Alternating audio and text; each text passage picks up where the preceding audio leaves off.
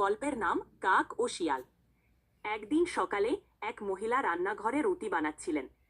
এমন সময় এক কাক উড়ে এসে সেই রুটি দেখে ফেলে আর সুযোগ বুঝে সেটি চুরি করে নিয়ে উড়ে গেল।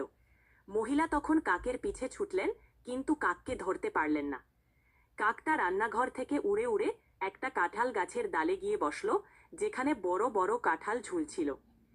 সেই গাছের পাশ দিয়ে একটি নদী বয়ে যাচ্ছিল, আর গাছের নিচ দিয়ে এক শিয়াল হেঁটে যাচ্ছিল।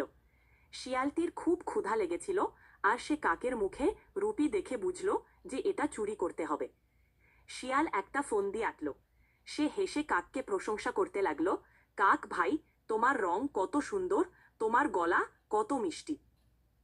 বোকা কাক এই প্রশংসায় এত খুশি হলো যে গান গাইতে মুখ হাঁ করল, আর সঙ্গে সঙ্গে রুটিটা তার মুখ থেকে পড়ে গেল।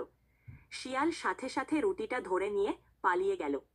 শিয়াল পালিয়ে যাওয়ার পর কাক গাছের ডালে বসে বসে কাঁদতে থাকলো, কারণ সে বুঝতে পারল যে বোকামির জন্য তার রুটি হারিয়ে গেছে।